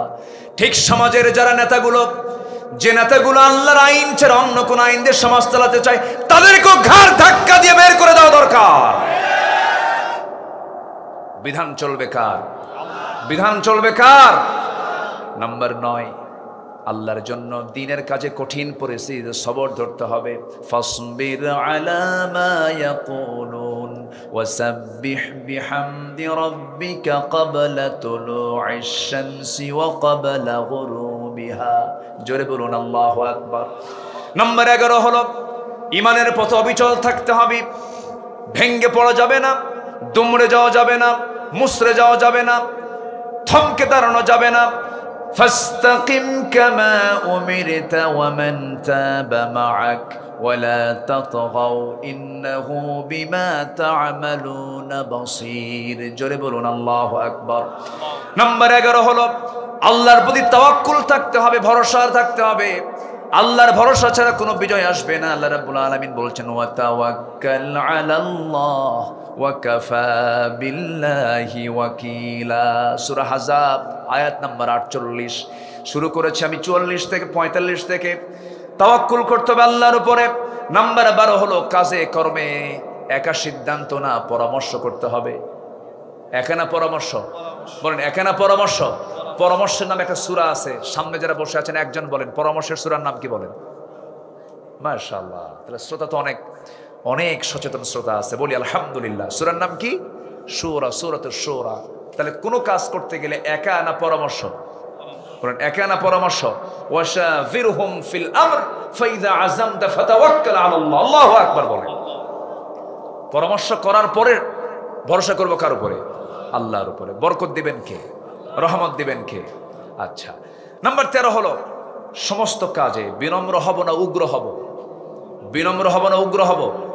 বিনয়ী হব, বিনম্র হব। ইবাদুর রহমানিল্লাযীনা ইয়ামশুনা আলাল আরদি হাওনা। আল্লাহ কবুল করুন, জোরে বলি আমিন। নাম্বার 14 হলো কুফরের প্রতি কঠোরতা। আশিদ্দাউ আলাল কুফফার। আমার নবীজির সবচেয়ে বড় একটা গুণ ছিল এটা। এবং রুহামা উবাইনাহুম। নাম্বার 15 হলো কি? পরস্পর যারা ঈমানদার তাদের মধ্যে এতটাই হৃদ্দিক ভাব তৈরি হবে যেন ওর কলিজা যেন এক হয়ে গেছে। যেরকম সুবহানাল্লাহ। সাহাবায়ে কেরামদের জীবন থেকে তা পাওয়া যায়। স্বপ্ন পর্যন্ত তাদের এক হয়ে যেত। আল্লাহু আকবার বলেন। আমার নবীর ইন্তেকাল হয়েছে, দ্বিতীয় খলিফার খেলাফত চলছে, সাইয়েদনা আলী ঘুমের ভিতরে ঘুম পাচ্ছেন, স্বপ্নের মধ্যে দেখছেন আমার নবীজি তার দরজায় হাজির হয়ে গেছে। জোরে বলে সুবহানাল্লাহ। নবীকে যে দেখে স্বপ্নে, সে কি মিথ্যা দেখে না সত্য দেখে? সত্য দেখে, হাদিসে তাই এসেছে। তো উনি স্বপ্নের মধ্যে রাসূলকে দেখতে পেলেন। হাতে ছিল একটা টোপলা, সেখান থেকে ছিল কিছু খেজুর। একটা খেজুর নিয়ে 3 আঙ্গুলে তুলে শিওরে বসে বলছেন, আলী তোমাকে দেখতে আসলাম, একটু মুখটা ফাঁকা করো। মুখ ফাঁকা করলেন, একটা খেজুর মুখের মধ্যে উঠায়া দিচ্ছেন। মুহাম্মদ সাল্লাল্লাহু আলাইহি ওয়াসাল্লাম মুখে খেজুর নেওয়া মাত্রই খাওয়া শুরু করেছেন। ঘুম ভেঙে গেছে, তাহাজ্জুদের সময় হয়ে গেছে, চোখের পানি আটকাতে পারলেন না, তাহাজ্জুদে দাঁড়ায় গেলেন, নামাজ পড়লেন। কিন্তু তিনি ঘুম থেকে উঠেই তিনি লক্ষ্য করে দেখলেন তার জিহবার ভিতরে তাজা খেজুরের স্বাদ ফুটে উঠেছে। নামাজ শেষ করে আবার ফজর পড়ার জন্য মসজিদে গেলেন। নামাজ পড়াচ্ছেন বেতনভুক্ত কোনো ইমাম নয়, নামাজ পড়াচ্ছেন অর্ধদিনের শাসনকর্তা ওমরে ফারুক রাদিয়াল্লাহু তাআলা আনহু। এখান থেকে একটা বিষয় স্পষ্ট হলো, বাইতুল মুকাররমের খতিবকে আমরা দেখতে চাই বেতনভুক্ত না, বঙ্গভবনের মানুষ। কাকে দেখতে চাই আমরা? বঙ্গভবনের বাসিন্দা যে হবে সে বাইতুল মুকাররমের ইমাম হবে। জোরে বলি ইনশাআল্লাহ, আরো জোরে বলি ইনশাআল্লাহ। সাইয়েদনা ওমর ফারুকের জীবন থেকে তাই শিক্ষা পাই, নবীর জীবন থেকে তাই শিক্ষা পাই, যিনি হবেন ইমাম তিনি হবেন রাষ্ট্রনেতা, ঠিক কিনা? আমরা এমন খতিব পাইছিলাম 5ই আগস্টের পরের দিন থেকে নিখোঁজ। খতিব কি নিখোঁজ, খতিব নাই, কই গেছে নাই 2 সপ্তাহ পরে আবার দখল করতে আসছে। 2 সপ্তাহ পরে দখল করতে আসে জুতার বাড়ি শুরু হয়েছে, জুতা ফিকে শুরু হয়েছে মসজিদের মধ্যে। পরে সাংবাদিক সম্মেলন করে এই কি বলে শামসুল হক ফরিদপুরি মরহুম মকবুর তার সন্তান সাংবাদিক সম্মেলন করে বলতেছে, প্রিয় দেশবাসী, আমি খুব ধন্য, আমি অল্পের জন্য রক্ষা পেয়ে গেছি, কোনো জুতা আমার গায়ে লাগে নাই। কি কথা কি বুঝতেছেন? এই হচ্ছে অবস্থা। তো আমরা ইমাম দেখতে চাই বেতনভুক্ত, জাতীয় মসজিদ ইমাম আমরা দেখতে চাই বেতনভুক্ত না রাষ্ট্রপ্রধান? বলেন। এমন চিত্র বাংলাদেশে চিত্রায়িত হোক, সবাই কি চান? আল্লাহ কবুল করুন, জোরে বলি আমিন।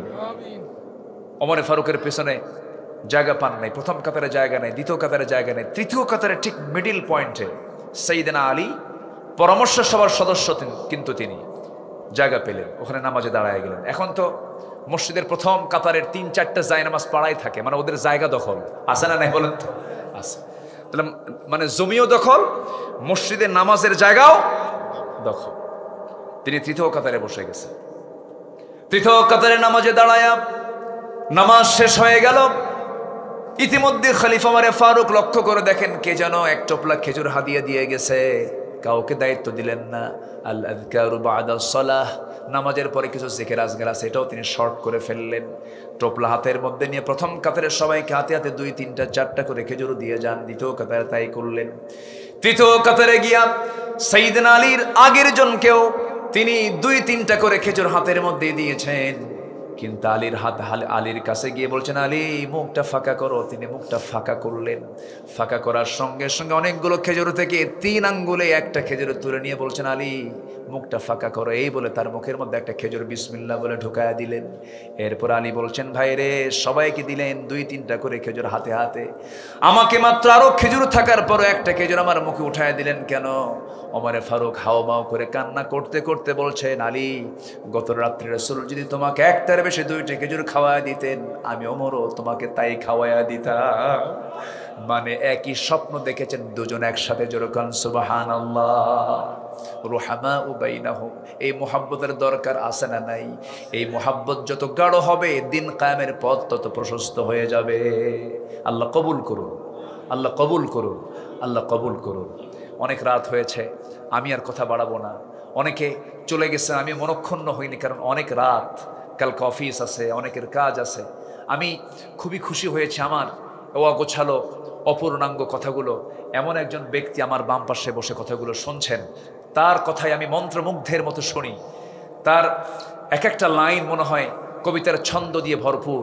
এত সুন্দর কথা, এত সুন্দর আল্লাহ তাআলা তাকে বাকশক্তি দান করেছেন। আল্লাহ তুমি তার সকল কথা সকল কর্মে তুমি বারাকা দিয়ে দাও। জোরে বলি আল্লাহুম্মা আমিন। অধ্যক্ষ আলী আলম এই বেলকুচির জন্য একটা বড় রহমতের বিষয়, বরকতের বিষয়। আল্লাহ তাআলা তাকে কবুল করুন। জোরে বলি আল্লাহুম্মা আমিন।